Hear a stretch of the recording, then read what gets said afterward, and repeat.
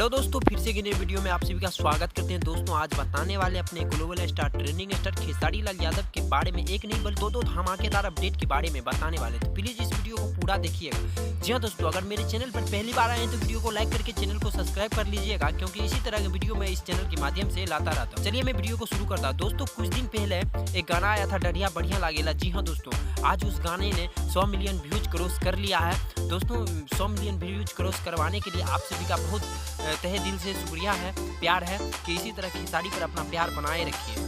चलिए मैं दूसरी अपडेट के बारे में बात करूँ। दूसरी अपडेट बहुत जल्द आप सभी के सामने आ रहा है, यानी खेसारी लाल यादव के टीम्स के तरफ से यह अनाउंसमेंट आया है कि 25 तारीख के बाद खेसारी लाल यादव पर नए सॉन्ग आएंगे आप सभी के बीच। तो आप लोग इंतजार कीजिए, वेट कीजिए। और अब जो खेसारी लाल यादव पे काफ़ी जो मामला था वो सब सुलझ गया है, एग्रीमेंट भी खत्म हो चुका है और बहुत जल्द आप सभी के बीच खेसारी लाल यादव का एक से बढ़ के एक बेहतरीन सॉन्ग आने वाला है 25 तारीख के बाद। तो आप लोग इंतजार कीजिए, वेट कीजिए। बाकी बात यह वीडियो आप सभी को कैसा लगा हमें कमेंट में बताइए। तब तक के लिए जय हिंद, जय भारत।